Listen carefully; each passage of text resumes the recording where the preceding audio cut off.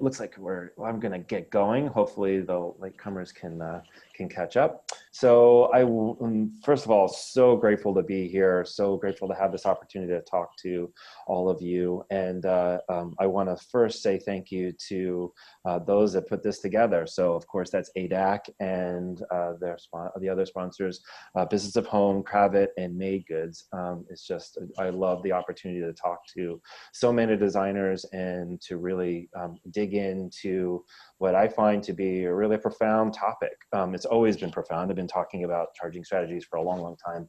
But today, given the world we live in and given what's happened to the interior design business this year, it's just become much more present to me that if you don't have a great structure about how you charge and why you charge what you charge when you charge it, you have very little chance to tell a great business story. And when you don't tell a great business story, then things go wildly amok. And just to let you know, in a couple of weeks, I'm going to be doing a seminar on client management for Business of Home. So today we're really going to be focused on pricing and structure about money and how that translates into what you want to do. But in terms of client management and how that overlaps, certainly you can check me out in a few weeks, November 11th on Business of Home. So let's dig in and we're going to get started. And again, the best part of this is we have a solid hour. I'm going to go through as quickly as I can the ideas that I have, but I really, really, really do value if you just interrupt me and say, hey, this is what do you think about this and where it's going to be, because I'm clearly just talking into a camera. And so it's nice to know that you guys are what you're getting, what you're not getting. So please feel free to chime in. Okay, let's move on. Here we go. This, if you take anything away from today, truly, if you take anything away from today, that you will this sentence will, or this phrase will grab you. So value in your process drive price, which means that you're the one who has to establish the value you deliver when you deliver it and go from one place to the next, to the next, to the next until you're done. That is not saying, hey, I charge $100. You might, but first you charge for, let's call it design. Next you charge it for production, and possibly you charge for installation. Understanding that each one of those has a value definition, and what has happened in our world is that the responsibility of clarity for what value you're delivering when has exploded.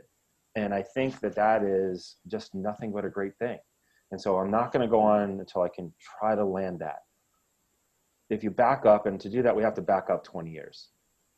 20 years, yes, the internet existed, but it didn't exist nearly what it is today. The ability to find out about what things cost, what other designers are doing, all of the rest, the information flow wasn't there. And so what that allowed with bad information flow, not good or bad, but bad relative to what it is today, right? You have the ability to fudge a business model. And so perhaps you're a designer who charged, your 30, 35, 40% commission on goods and charged, modest fees other than that, right? And that 35% represented not just the cost to produce the idea, but also a little bit of the creative. And it just was messy. And because information flow didn't happen, because the pressure of design wasn't what it is today, fast forward the idea of 3D rendering and all of those things. If you haven't checked out Business of Home's current issue, you definitely should, because it talks about the ability to present an idea. Well, back 20 years ago, that ability wasn't even close to a pipe dream, right? You had to do those things that were, not specific in the way that you created an idea. So therefore, how you charge for those was messy. And in that messiness, people were able to kind of get by with just a non-specific business model. And what I mean by that is that the 35% could represent a lot of things and no one could really question it. So how much of that 35% went to production? How much of it went to design? How much of it went to whatever you were doing, admin, right? And the answer to that is you didn't know, you didn't care. But today, fast forward to today, that 35% on a very specific item represents nothing other than production. And the value of production relative to that budget has to equal the 35%. That is the, and again, I'm making up 35%. It could be whatever you charge. So let's understand that in the context of what I'm talking about today. When each number has to mean something, it has to be defined and then move forward. And that is the genesis of this statement. Value and process drive price, not the other way around. And I'm going to land that in another way. Most of you, when the information isn't great, most of you sell the top. Most of you sell, trust me, here's a few pictures, here's my article in whatever magazine I was in, here's a way that I'm going to get to the end, and trust me, I'm going to get here. Trust me that I'm going to deliver what you see in this picture for you. And therefore, you'll pay me whatever it is you'll pay me without specificity of story. And that's how you sold for a long time. And quite frankly, that's how a lot of you sell today. Trust me, we'll get to the end. But today, more than ever, no one's going to trust you. No one's going to believe in you, because the idea of this is that you don't actually sell the end. You sell permission to take the next step. Understand that. You really do. The only time you ever get paid for not having accomplished something that you have earned is when they sign up with you in the first place. And for that, there's a value to that, though, because all of you are incredible at what you do, and all of you have earned the right to be paid for your reputation, for the cost simply to get out of bed, right? Simply to get out of bed and consider working with the client you're going to work with. That is a number. It's not zero. So other than that, but specifically to this project, you would not have earned anything. You'll just have earned the reputation and the commitment to do this work. Every other step, you earn the right to take the next step. And so if you have this X in your head, please indelibly put it there. And if you're selling the end, stop. Because the end is, first of all, there are 91 of you on this call, on this Zoom call. 91 of you will get to the end. 91 of you will finish really well. So finishing is irrelevant if all of you will do great work, all of you. So the only thing that matters is the journey. And the journey is a very specific one. And this is my most favorite picture. I've been doing this work for almost a decade, and I hope to do it for many decades to come. And this is your business. This is charging strategies. This is everything to you. If you could print out a picture and put it on your wall, put this one on your wall. There are so many things that tell you what charging strategies ought to be so that you can understand why this picture is so important. So the first thing is, obviously, you are the person in red. Notice what's happening to the people in yellow. Where are their heads? Truly, where are their heads? Not looking up, not defining the path. They are blindly following the person in red because they know that she knows how to get there. And they know that she knows what to do. And the other part too is that look at the person in the back trying to go to going another way. How's that going to work out for that person? It's not. It's not going to work out for them. Why? Because she or he is tied to the other three. And so ultimately we'll have to get back in line. And so why is that relevant in charging strategies? It's because charging strategies are the definition of how I'm going to get from one place to the next. And as I get more intense, I get the idea of doing what it is. And in order to do that, you have to say, hey, how did I get permission so that all I want you to do is put your head down and trust and follow me, because we're going to get to the end. And we're going to do the work that's necessary to get us to the end. That's what charging strategies is all about. And if you don't start there, if you're just trying to back into, oh, well, maybe I'll charge by the hour, and maybe I'll charge by the square foot, or however it is I'm going to do what I'm going to do, all of that is just the effect, the cause. The cause is to get to the next place. And so today we're definitely going to go through all the ins and outs and the possibilities, but really it's about the storytelling behind each way of charging, and the understanding that if you're charging a particular way, it has import in a statement. And I can tell you that I do every single day finding the disconnect between how you're charging and the statement that you're making, right? So we're going to go through all of that, and hopefully that will make some sense to you. But ultimately, if you have disconnects in the way you charge, you will never get here. You will never get to the place of this image. You will never get to be the person in red where you have blind faith doing what it is that you're doing. Okay, so we're up here in the clouds, literally.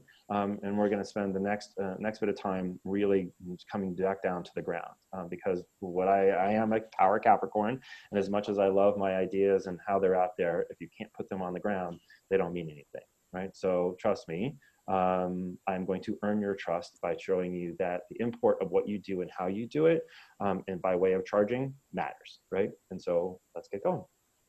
And of course, anyone has questions, jump in and we will do that. So next statement. So this is the most important part of pricing. So let me say to this way, the value of your design is what you say it is. Just know that. The value of your design is what you say it is. You can't mentally masturbate yourself into the value of design. It is exactly what you say it is. If you're charging by the hour to create design, fine. How'd you come up with the hourly rate for that, what that is, right? If you're charging a per square foot price, how'd you come up with that? It is exactly what you say it is. The value of design is what you say it is. That means it is wholly irrational, completely irrational. And in order to justify its value, it has to be done in a sense of purpose and intention for the kind of work you want to do. So the value of subjective, being what you say it is, has to be grounded in how much work do you want to do, yeah? And what kind of projects do you want to take on for that work? So how much do you need to make, right? And how many projects do you want to do? It's very simple. And in order to do that, you have to know what your life goal is. And what your life goal is how much money do you need to make in a year? And that doesn't mean, hey, especially even in this time, it doesn't mean, well, if I just scrimp on this and I just scrimp on this, I guess I could get by on 100 grand. No, it means how much money do you need to live the life that you most want to live? And every single one of us has a different number. Every single one of us. And it is because it's like fingerprints, right? Some of us want to spend money on taking vacation when we can, if we ever get the opportunity to do that. Other of us want to invest in our homes. Other of us want to, send kids to school. It doesn't matter. Whatever number you need for yourself is a number. And you have to have that number for yourself. Not a wish about how much money I could possibly make. No, how much money do you need to make in order to feel good? That's the first statement. And then how much do you want to work, right? So forget about expenses for the time being and all of that. Let's just have a very simple statement, right? Let's just say I want to make $100,000 in order to live the life I want to live, right? And I want to work 10 times a year. So what's the cost? What is my fee for doing the work I want to do? $10,000. Okay. And what happens if you don't want to make any other money other than for the subjective and the creation and all that stuff? Well, then the cost of your creation is $10,000. So if you don't want to get paid for anything else other than that subjective, that's the cost of it, right? If what happens is you, let's say, want to say, hey, 50% of the worth is me being creative and the other 50% is me producing it, it's $10,000 is all the money I need to make on a project. $5,000 is what the cost of my creative is, yeah? So it is not more complicated than that. And the more you make it complicated, the more you move away from the idea that subjective is subjective. Subjective is what you say it is. So as you try to move it towards, well, that took me 10 hours, or maybe I get $50 a square foot or anything like that, all you're trying to do is make me, the person on the other side, understand something intellectually that I can't. It's not possible to understand intellectually because there's no rational way of coming to it, because we're all idiosyncratic in what we need. So some of us want to work 20 times a year. Some of us want to work 3. Some of us want to make $1 million. Some of us want to make $200,000. Some of us want to make $50,000. It does not matter. The value of the subjective is what you say it is. And it is relative to what you think is the rest. So again, $10,000. If some of you think, hey, the creation, the germ of ideas is worth 50%, great. Some of you think, hey, I mostly want to focus on the installation and that kind of stuff, so it's only worth 30%, great, $3,000. Some of it says, well, it's everything, okay, 90%. That place of understanding that things are what you say they are is the place, that is the reason I stay here, to be very grounded. That is your world. That is not your client's world. That is your world. What does it take for you to do the art that you do is entirely your world. When you try to make it rational and understood in a way, in a metric that your clients can understand, you are inhabiting their world. You're trying to bastardize your world to live in their world. And guess what? You're not good at it. They do it every day, all day. A lot of times, and I presume that most of you have clients with far more financial means than you do. And they play in that world every day. They play in what's it worth every day. You have to just say, it's worth what I tell you it is. Okay. I stayed there, and I hope that you grasp that, because today more than ever, subjective has to be what you say it is. And what that means is, the implication of what that means is, why would you ever start there? Why would you ever start with what it is, right? Meaning what you cost, what your expense is. Why would you ever start there? Because it's not relative to anything. The point of this is we first have to start with, what is it that you're asking me to do? As an artist, what are you asking me to work with? How much clay do I have? How big of a sculpture do you want me to make? What is it that I'm doing? What is my materials and labor? Because if what it is I'm accustomed to having, mounds and mounds and mounds and mounds of clay and, 50 staff people in order to make it go, and you're only going to give me enough wherewithal to have a pound of clay and no help, right? It's not what I do. It is not even close to what I do. So here's the essence, the corollary to what I'm talking about. In order to set your price, you must know what it is going to cost, not what you cost, but what it costs. Yeah. So you have to walk in and know whether that's a per square foot price, whether that's a flat number, it doesn't matter to me. Whether it's a per room number, it does not matter to me. You have to know that based on what you do, your price range is, obviously minimum is easy, but you also have to go top. What is your range? Hi, I do work, typically my work, not counting my fees or any other expenses, is that investment in labor and materials is going to be $100 to $150 a square foot. Okay, great. It's going to be $5,000 a room is what your investment's going to be. Whatever that is, whatever it is it, right? It is a defined thing. And there's no gamesmanship about it. There is an understanding that this is the work that you do and this is what you inhabit. Because if you go back to my subjective, you're going to understand it. I only do 10 projects a year. I will make $10,000 on those projects. In order to do that kind of work, I have to let you know that this is the work that I do.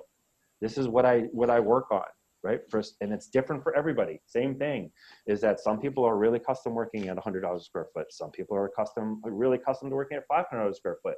But I can tell you that for the most part, someone who's accustomed to working at $500 a square foot is really not good at working at $100 a square foot. So why are we having a conversation about hiding the ball when information is perfect, as we have come to understand with the internet and everything else, and the idea that you as the expert don't know what it costs for you to do what you do is not good.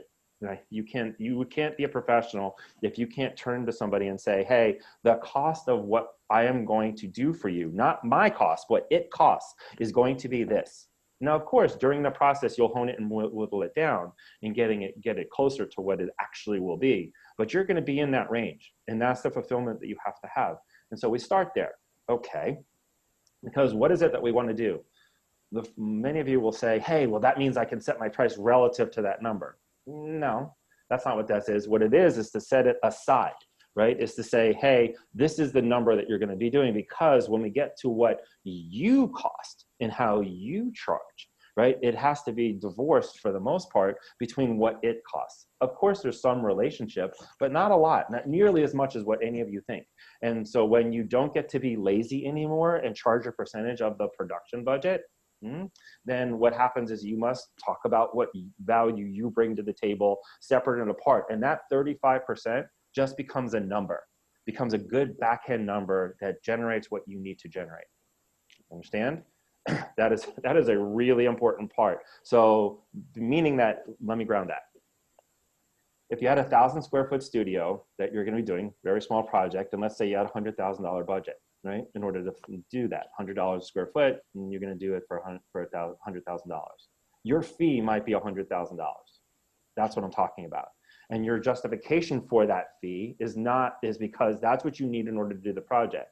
If you're not accustomed to talking about what you cost, right, then you're going to be, because all you're doing is talking about what it costs and your price is relative to that, you're gone. You're gone in these days. Why? Because the massive pressure on pricing and exponential amount of information flowing is going to force you to divorce and focus on what you cost, right? And why you, and I'm going to talk about why you should never talk about what you cost in a second, but just for shorthand, we're going to stay there.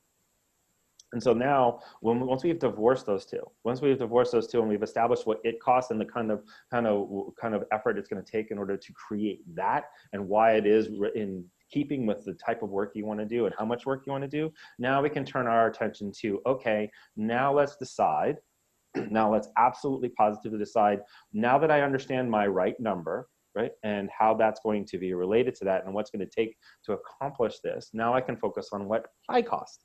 And what I say, the reason I said not cost, but instead, you can't be talking about a cost. Cost is for products. Cost is for toothpaste, right? We spend money on things we need. That's a cost. You're not a cost. You're an investment. You're a true investment. And I'm going to digress a second before I go on to the details of pricing. I'm going to talk about placebos because here's the deal.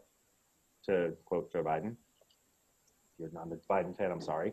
I just thought, why not? Is clients don't invest in you, they invest in themselves. Clients want you to create environments, whether that's on the commercial end or specifically on the residential end, that's going to transform their lives. Everything from how they get out of bed in the morning, to how they take their morning coffee, to how they enjoy themselves in the evening, and everything in between. You're responsible for that transformation. The gravitas of that transformation is that they want to invest in themselves. They want to know that that investment is going to yield the kind of transformation that they seek. So while they may be giving you the money, they're investing in themselves. And I understand that people have negative connotations to placebos, but go with me here. A placebo is something that actually works even though it is not designed to work that way. So for instance, if you take a sugar pill and you think that sugar pill is going to cure your headache, it actually cures your headache. That's what the best part of a placebo is. And we're going to not talk about snake oil. We're not talking about hucksterism. We're talking about the value of a placebo. And that means the psychological return you have on investing in that element in order to give you the result you seek, the transformation you seek. So might I tell you that each of you represents the ultimate placebo? And take that all the way out. As an investment in that placebo, the more expensive the placebo, the better the return. The better the return for you. So for instance, if when you could walk into a department store, you had a $100 face cream and a $300 face cream, the person buying the $300 face cream gets more than 3 times value from the $100 face cream. So the investment in themselves through you in the work that you do is based on subjective. It's based on the idea that if you invest in me, you invest in me what is necessary, I will then be transformative. So the corollary of that is really understanding the following. The second you tell somebody that the placebo is a placebo, it doesn't work anymore. Let that sink in to what I'm talking about. If what you're doing is you're not convicted in your price in every step of the way and the value you're charging when you're charging it, you will reveal yourself to be a placebo, and the faith and the trust that's necessary for you to do your great work will disappear. So that's why I'm staying here and not getting down in the dirt with charging on by the hour or by the square foot, which we're going to get to. But getting you to understand that if you are not in the business of communicating value in the moment, you're going to be lost. You're going to be lost because people are going to see through that and say, this isn't real. I can't trust you to give me the transformation I seek. I can't trust you to invest in understanding me in a way that's going to be transformative. And that's what pricing is all about. So hopefully you get that. And that means you must say, hey, I understand how much that is and I can work with that. And this is going to fit in what I want to do. And so therefore, here's how I get paid in order to do that. Yeah, okay. So now we're going to get down to it. And again, if anyone has any questions, please jump in. I know I'm setting it out there. Typically, the way interior designers charge are one of 3 ways. And each of those 3 ways has particular import and particular way of doing things, because just like anything else with design, it's peculiar to you how you do it. And so it's really, really important that some of you love to present. Some of you love to say, I'm going to listen to you. I'm going to take your idea. I'm going to show you what I think, and yes or no. That's one way of design. Another way of design is I love to go shopping, right? We're going to shop until we're out there and get and acquire these items, and it's going to take a long time. Some of you just like focusing on decor. Some of you love doing construction. All over the map of what it is that you love. And some of you are in between, right? So the idea of this is making sure that the model befits the story you want to tell. So that's what should be underpinning as we go through this. All right, and that's what I'm going to be talking about. So next one. Okay. I see this so many times, and I want to blow this up for all of you. What I never see is changes in body. I see gradations of talent charge differently. So for instance, senior designer charges one rate, and then down the road as you go down. But what I never see, truly never see, is different cost of hours for different elements. And so while you're telling me I charge by the hour, what you're not telling me is what the value of the hour is worth. So by the hour has great impact if what it is you're doing, a lot of it is if you have the desire to spend a ton of time with your clients, and that what you're going to give over as a promise is that I want to spend a ton of time with you. I actually don't want you making decisions really fast. Why? Because the faster you make decisions, the less money I make. That's what by the hour means. By the hour, by definition, means that within the bounds of what the year represents, and for many people, that's 2,040 hours a week, 50 weeks a year is 2,000 hours. So I want to maximize my 2,000 hours. So I want to get paid for 2,000 plus hours, right? Great. That's wonderful. If that's how you love working with your clients, then have at it. But understand the import of saying, hey, I'm going to charge by the hour in order to hedge for whatever the indecision is, or changing prices, or whatever it is. That doesn't work for me. By the hour is for designers who love to spend time with their clients. Love it. And so a great example, I've given it many, many times, of someone who loves to spend time with his clients, even though he might charge a base fee, ultimately he gets paid a whole lot of money by the hour, is Tim Corrigan. So Tim Corrigan, if any of you watched Tim and Vincent this summer have discussions about how they run their business, I highly suggest you go find it and watch it, because I think it's really important for so many reasons. One, Tim and Vincent are dear friends.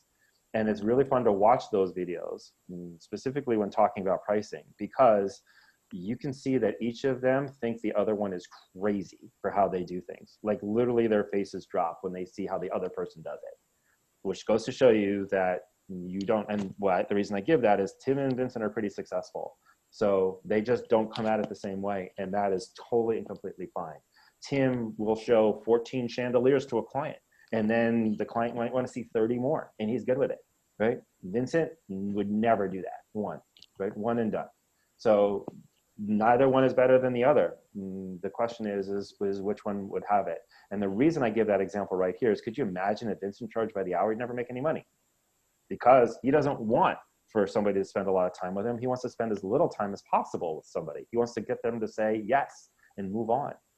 So if he was charging by the hour and that was his goal, is to get somebody to say yes and move on, he is literally lying to them, because he might be coming out of his mouth, he might be saying, hey, I want you to make decisions so we can do great work together. But his business is talking and saying, that's not true. I want you to spend a lot of time with me, because the more time you spend, the more money I make.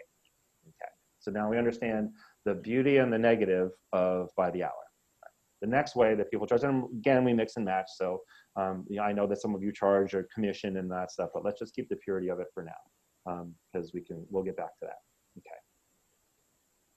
Other people charge a flat fee, right? Or they charge per square foot, but at the end of the day, they say, I don't want to make any other money other than charging you a fee, right? And that has implications too, right? So if you're Tim Corrigan charging a flat fee, you're going to get killed, right? And you're going to be lying, because there's no way you're going to be able to make enough if what happens is you're going to be overwhelmed by the time and investment that's necessary to serve that client.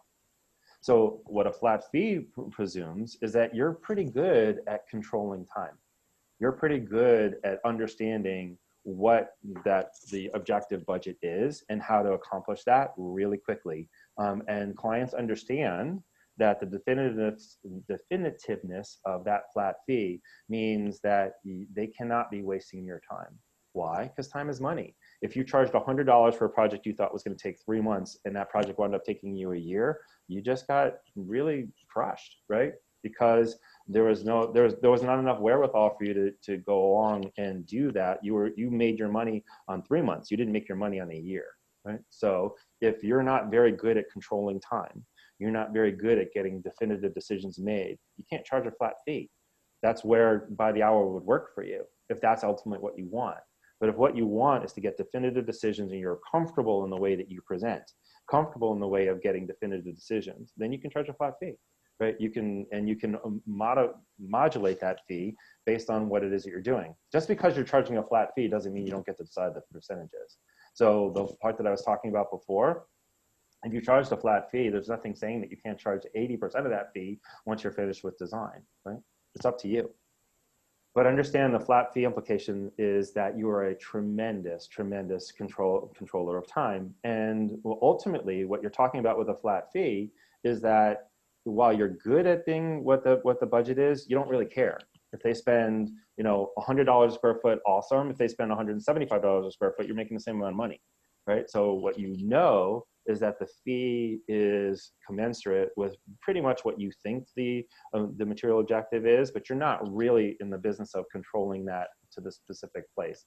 And so what that means is that you might have a little bit of slippage there, but the counter to that is that the decision has to be made, right? The decision has to be made in order for you to move on. So you don't necessarily have to be great at coming up with the final number by the time you're done with design.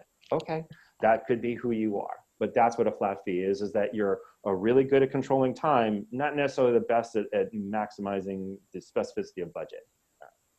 So the final one is one that most of you are pretty comfortable with, is charging a big percentage, and that's the heavy part of it. You're 35% on whatever it is you're buying, or 40% or whatever it is, and very little other fees, but most of it is that way. And so the implication of that is, it's really the Vincent Wolf model, right? Is that you have to have two things going for yourself. You have to have the flat fee part of things, meaning that you can really control time, because presumably your budget is not going to change a whole lot, right?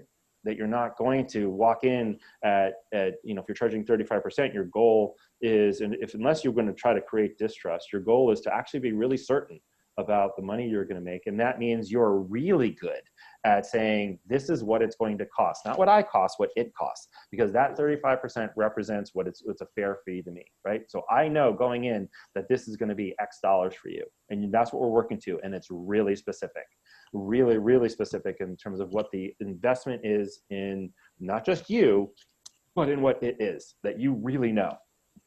And you're really comfortable with it. And that way you understand that you're effectively turning percentage into a flat fee, but you're doing it based on a set budget, right? In terms of what the cost of those goods are. That's what percentage means. Now, it also is messy, because if you're getting only that, now we are not really talking about what design is and how it's going to be, but effectively what I'm talking about is turning percentage into a flat fee, just knowing truly what the cost of production is. And in that way, you're still free, right, to divide it up however you want to. And I hope that makes sense. So, but percentage is really pressured. So here's the thing. If what you do is give multiple options and try to work things out, and there's a high, a low, and a medium, and you try to work it out in terms of how that's going to be, and you're charging a percentage, that's not telling a very good story, right? Because what then you're trying to say is, I'm trying to get you to spend the most money, and so that I can make the most money on what it is you're trying to sell me, and we're playing a game. Ultimately today, that won't work, right? Ironically, what a percentage says is like, no, it's going to be this number. And this is what you're saying yes to, or you're not saying yes to it, right? So, and we move on. Ironically, what percentage means today is the most specific budget that we have, yeah? So, what happens if you charge a percentage of the sale and the client only ends up spending on a couch and a chair instead of a whole room or a house? Design fees are separate from procurement, absolutely. We're gonna talk about that too, Coco. And Jill, and you both actually jumped into where I'm going with both of this stuff. So, and more of this is what we're going to talk about in client management. I am of the firm belief that no designer of note should ever give a line item price. What's the point? If you're truly unless you're truly designing by the element and you're working towards something, which most of you are not, then the idea of what the room will cost, right, or the environment that you're doing will cost is what it is.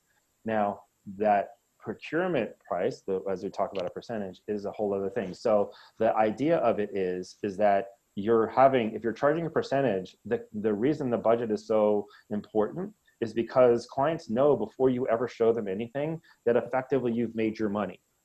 That all they're doing is saying yes to the design. They're committed to spending the money. So to give an example, if the budget is $500,000, right? They will spend that money, and they know that money is going to be spent. And if you make 30% on that number, they know you're going to get 150,000 on top of that 500,000.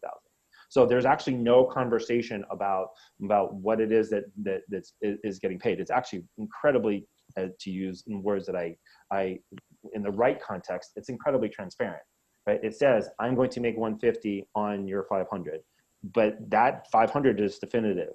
And so if they don't buy, what you're doing is saying, hey, you could pick out the couch, then what you're in is the value engineering business. And nobody on this call or any interior designer on the planet should be in the value engineering business. Not 1 second, because you're in the value delivery business, meaning I set the bar and I'm going to jump over it. You're not jumping over the bar because there's no success in getting something for less, right? That doesn't increase value. What increases value is that your design is exactly what it says it is. Yeah, okay. So now, so now we have these 3 disparate models. And now the question for yourself is, which one do you fall into, right? And then we move on, right, and talk about different ways to basically mix and match, right? So I'm going to give some folks some way to kind of contemplate this. And so let's just give, these are 3 kind of designers on how they do things, and let's just play and chime on in about what you think the business model would be for the one who's really a shopper, right? So they're going to lay out design, but then they're going to have a lot of objects that let's call it, if they're going to show 100 objects that are, or elements that are part of their space, that, 30 of them need to be acquired. So how's that going to look? What's that going to look like in terms of a pricing structure? Someone want to take a shot and do it really quickly. Otherwise, I'll just jump in and do it. Yeah, no. Good try, Arden, but no. So if you're going to lay out design, right? The idea of it is that you would maybe charge by the hour, but you might charge by the hour only when you go shopping. You may charge a design fee to set the foundation and to set the budget, right? So you may say, hey, wait a second, I need a fee because I need you to sign off on that quick design. And it may not be a lot, because what you're going to be saying is that most of the work is going to come through shopping. And as we go shopping, maybe that's an hourly number, but how about a shopping day number? Could be that way, which is pretty much an hourly number to go shopping. And maybe you'll say, hey, that includes 5 or 10 shopping days. And then you can charge a percentage on those goods you acquire, because the percentage today, I'm going to say it specifically, percentage today only represents production. Right? So if you really want to take a look at what I'm talking about, subjective, objective, and all the rest, right? The element of your fees are broken up basically into 2 categories: what's between your ears and what's between your hands. What's between your ears is creative and subjective, and what is it? I haven't made it up yet. And so once I make it up, then I show it to you and you pay me. Did I communicate that to you? And for some people, that's all the way there. And for some people, like the shopper, it might be just a foundational piece of this is where things are going to go, and we have to go acquire each one of those items. So simple fee to acquire that foundational piece, much more of a fee in terms of hourly or maybe shopping day fee in order to acquire those items, and then maybe a percentage in order to produce those items, meaning to manifest those items into the space. That means get them from the store to a storeroom to the house, right? So that is a production. That number, that percentage is based on what that is between your hands, right? And if you really think about that in terms of your client's world, right? And I'm gonna get back for the strategy of coming up with that design fee is what you think, right? I'm gonna go back and I said it already, but I'll say it again. So, but the percentage, we'll finish off the thought, the percentage is what it takes, right, for you to manifest that idea. That is your client's world. Why? Because they understand what the cost was to acquire these goods. It was $500,000 in my previous example. And they understand that effectively, if it's 30%, it takes $150,000 to manage that process over time to get it into your home the way that you want to. I'm not a big believer in charging for installation unless that's a very big part of your business. So I tend to take production as all the way through installation. I can easily be persuaded otherwise, because if that's an artistic statement for you, then okay, I can get that. For me, for a lot of designers, that's just the manifestation of a design as closely as it can be to their original idea. It depends, it's a depending thing. So what the design fee is, I'm gonna go back and say it again. When you understand how much money you need to make for a job, right, for a project, go back to the example. I want to do 10 projects a year. I want to make 100,000. Now remember, if you have costs and expenses, you just add on to that, right, in order to get back to the 100, right? So the idea is that, hey, I'm going to charge $10,000 for each project. That's what I need. That's my number. Doesn't matter what it is. That's my number for however it is. And it really is not very relevant to the cost of production, see? Right? So meaning if you have a $500,000 budget or you have a $200,000 budget, it doesn't kind of really matter to me. I need 10. Now the question is, how am I going to get that 10? And the question is, what percentage of that 10 is for my creative? That's entirely up to me. So the strategy for coming up with that design fee is understanding how much money you need in the first place and how much of that work is related to design. Yeah. So and that's different for everybody. For some people it's 20%, for some people it's 80%, right? And on and on. And so we should have a 3-tier charging system. You can charge a design fee plus shopping trips by the hour plus percentage. There you go. That's how I would do it. That's how I do it. So understand why what Devanshi said is so powerful. Because the value is, well, this is what I get to create it for you. This is what I get to acquire it for you. And this is what I get to install it for you. Yeah? You understand where I'm, so if you go all the way back to what I was talking about, to get permission to be here and to take what Devanshi said, right? I need, in order to get to this place where you're blindly gonna follow me, I need to have already created it for you. I then will have had to shop it for you. And effectively, in order, because we're almost at the end here, I now have enough money and wherewithal so that I can now finish it for you. Yeah, that is the idea of pricing for process. Hopefully that makes sense, yeah? Let's go back to where we were. All right, so that was fun. How about this one, right?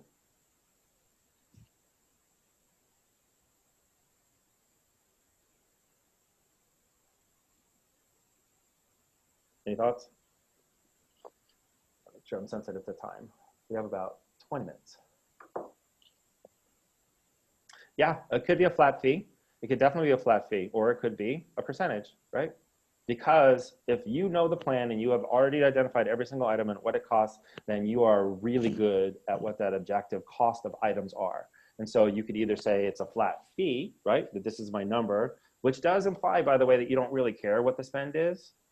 So maybe you might be in a position to help yourself by also charging a percentage, because that's just an easier way for people to understand. But at the end of the day, you're just getting back to a set number, right? And what you're asking for, this person is a really, really good presenter. They absolutely are going to say, here's what it is, take it or leave it. And they're good with that. How they got to that presentation and what they need in order to get to that presentation is up to them, right? It's completely and utterly up to them as to say, hey, do we need 3 meetings to get to design? Do I present to you one at one time? How do I do that? All of that is related to what it takes for you to come up with the creative idea out of your head, right? That's up to you. For some people, that's a lot of meetings. For some people, it's 1, right? Doesn't make a difference to me. It's about creation, right? So to go back to that place, once you've determined that 30% is what I need in order to come up with my idea, right? That's what I'm going back to the example. Then how I get that, now I'm getting into the subcategory. How I get that 30 is up to me, right? It's completely up to me about how I'm going to say, but I'm going to be focused on saying we are still in the design process, right? We are still in this place. And that's really what client management is about, that I'm going to talk about in a few weeks. But really, you can see how price reflects that, right? Because what you're paying for is design. I told you that of what I'm doing is 10. Now, what I'm doing here is of that is 4, sorry, is 3. Now how I get to all of that 3 is just the journey, yeah? So hopefully that helps, yeah? I see questions. I wanna make sure I'm not missing so many, because there's there. Sometimes clients get confused with 3-tier system. How do we simplify fee structures so they see only one system for charging? Don't like that one, Devanshi, at all. On large projects, I wondered if I should be charging administration fees for working PO. That's up to you. That's the question is what it takes to produce. In this specific example of this itemization, I don't itemize. And what if you charge a percentage and the client only buys 3 of the things you suggest they buy? First of all, not permitted, they have to. If you touch it, you get paid for it. So back up, oops, sorry. So hopefully those are, I'm sorry I answered those so quickly, but I wanted to make sure I wasn't missing anybody. Okay. The last one, which I think is the most complicated and which most of you actually do here, is that you work on projects that are multi-year and you're involved in construction, and then ultimately you finish with the design. one point I want to make before we go into what this could possibly be is the notion of the following. That when you have these kind of projects, the only person standing at the end, the only person that sees the entirety of the journey is the designer. You're the only person. The architect, yes, the architect technically hopes to be involved, but they're not, because you don't sit on the architect's sofa, you sit on your sofa. You don't sleep in the architect's bed, you sleep in your bed.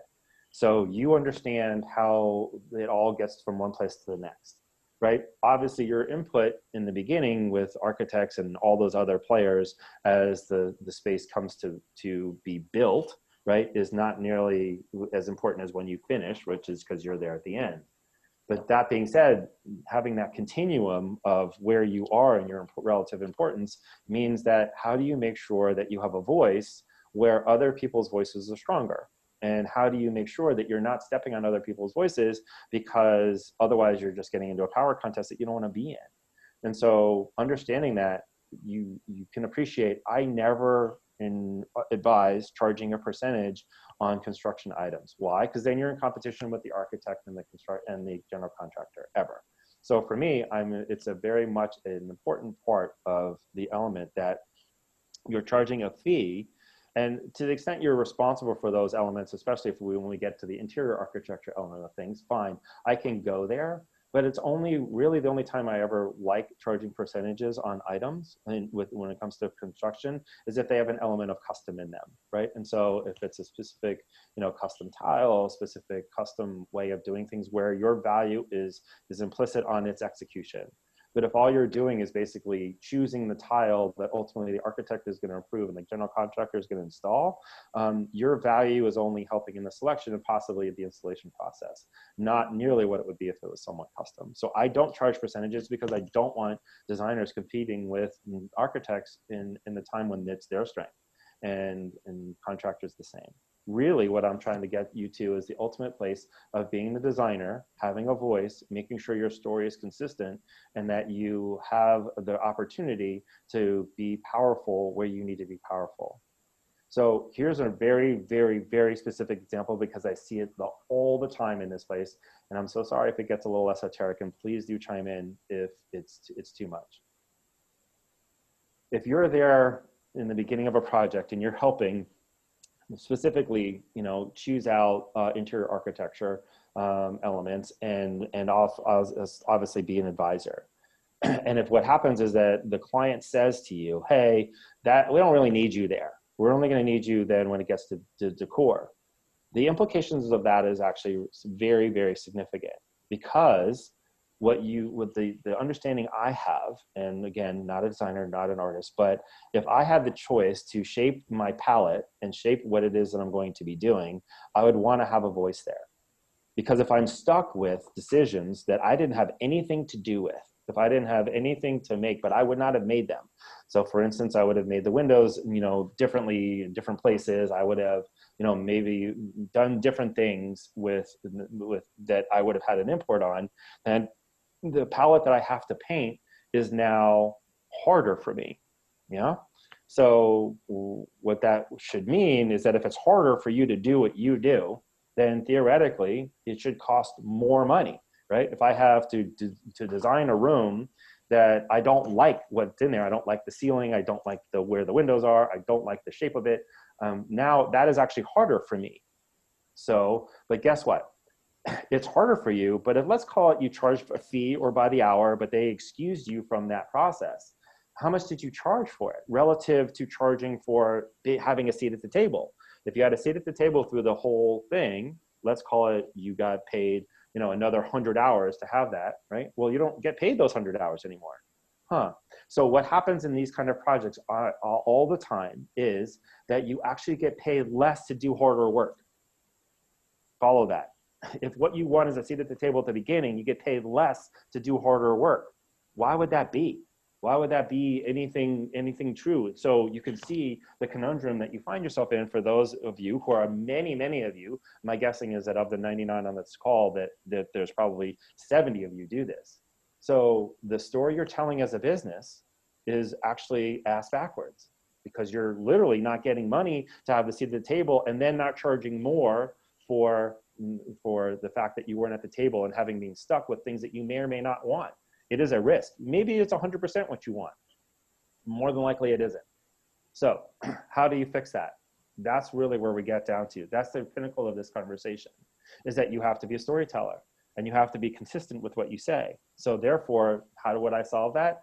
Well, I'll charge a meeting fee, an hourly fee, or be part of it, whatever it is that I'm going to do in order to be an advisor as we go along, so that I know that my voice is set and that hopefully we can set the environments that are going to give me the best chance to succeed. Because remember, I'm the person I'm the only person who sees the whole way, right? I'm the only person standing at the end. So I see what's going to happen at the end. So I need to be involved at the beginning. And so if you don't have me involved at the beginning, you just bring me in after this critical step is done, and I'm stuck with what you have, my design fee is triple, because it's harder. That's consistent. That's a better story actually than charging what you charge. Yeah. So unless what you want is to never be involved in this project management, but then don't say that you want to be. Yeah. So if what you do is you want to be involved in every step of the way in that place, you have to have a business story based on price that's going to tell this kind of story you want. And so if you take the foundational pieces that we have, then you can say, hey, I charge a meeting fee for being part of this early part of the construction process and selection, right? And then maybe I get a lower percentage if it's more custom items that I'm choosing, or just simply an hourly fee to manage that construction process. But I must be part of it. And if you eliminate that part of it, I get that money plus more, right? So which one it'll be better for you? Ultimately, you will save money by having me involved where you need me involved, right? Because I'm the one that's involved at the end. And for those of you who have really, really long construction projects, I can't tell you how many of you rely on the fact that you get 35% of a decor budget, and that's the meat of your money. So what that's telling a client, by definition, is that the only thing that matters is the end. If the bulk of your money comes for purchasing at the end, then that's what you're telling a client, right? But it's not true. It isn't true. You want to be involved all the way through.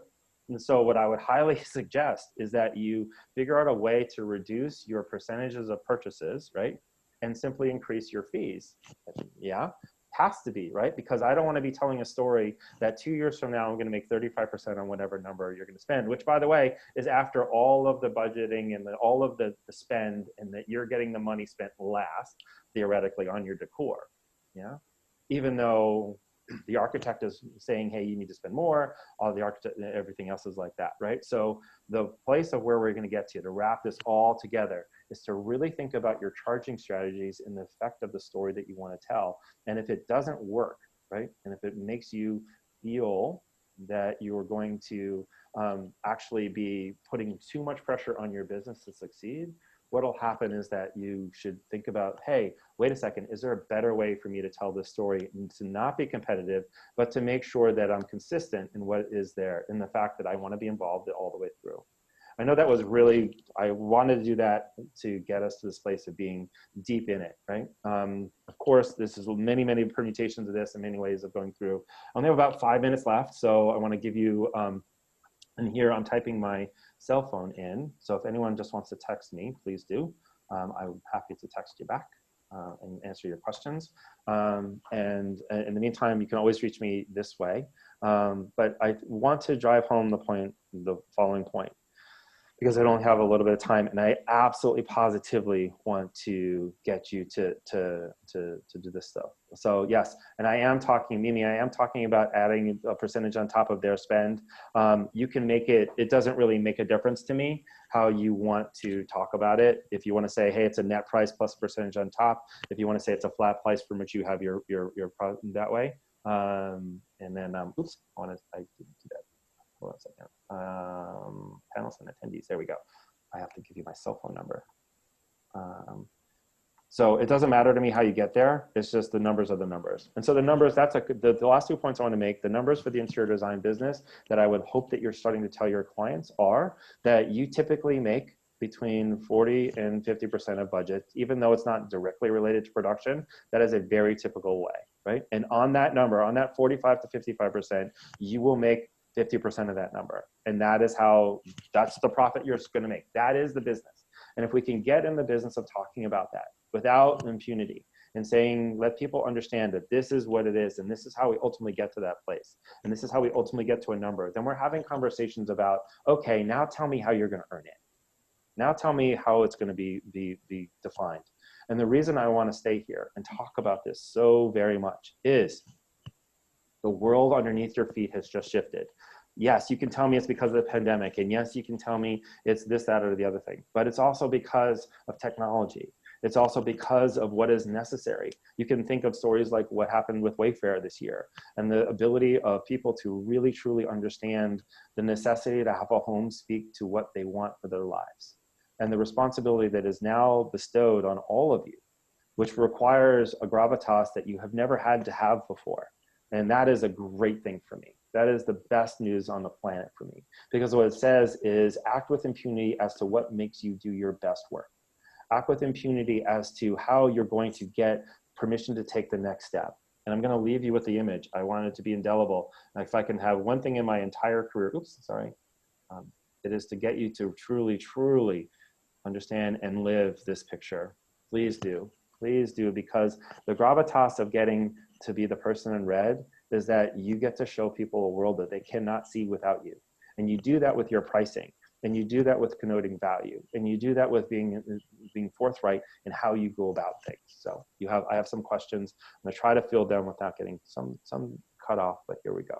Okay. Business 35 years and successful. I'm telling you, clients don't respect the female interior designer's time is time the same as man's. Okay, I hear that. Wow, Sean, what a great quote. Thank you. And then Margaret says, how do I make sure to cover my costs in the admin portion of projects? I'm receiving so many damaged pieces and incorrect pieces. I'm losing money and just tracking down replacing pieces. You know, that's just a straight fee in how you want to do something and cover yourself in terms of dollars, Margaret. You're not supposed to be the insurer, right? You're not the insurance company. You're the designer. And that's not a place to be making a bunch of money. Where you make your money is in the creation and the manifestation, not in making sure that you know, you're taking care of the scratches. You do have to take care of the scratches, but only in the context of the rest. So I really do hope that you can take what we talked about today. You can use it as best as you possibly can to see that the opportunity in front of you is just to redefine the entire industry. And I really want to end right there. You have the opportunity, the 94 of you on this call have the opportunity to redefine the industry. Whether you're a man or a woman, straight or gay, purple or black, don't care, right? It doesn't make a difference to me. At the end of the day, all of you are artists, and all of you are gifted with the ability to see something that we just simply cannot. And that is the best antidote to all the technologies that's out there. The computer can understand someone's preferences better than you ever could. The computer, if someone says, I like a red couch, the computer can figure it out better than you ever will. What the computer can't figure out, however, is that what they really want is a blue couch. They cannot figure that out, and they never will. And the opportunity now is to get paid for that. And that opportunity has never been better. Never been better, and never been more of an opportunity. And when the emotionality of the time that's happened and the people understanding the value of design, the value of functional spaces, whether that's a business or a home, particularly your home today, then you have the opportunity to shape that perception. You can't do it by being sloppy. And being sloppy means that you won't talk about value. You won't try to shoehorn your world into somebody else's. And that is not gender. That's just simply not respecting the world you're living in. And the world you're living in isn't your clients. Not in the sense of finances, not in the sense of that, is in the sense of creation, in the sense of coming up with an idea of what has not existed before. And the reason that you get paid what you get paid is the following. We keep going, but we're at 2 o'clock and we have to stop. But the reason you get paid is because it might not work. That's what it matters. And because it might not work, you get paid to try. And that's what this whole thing is about.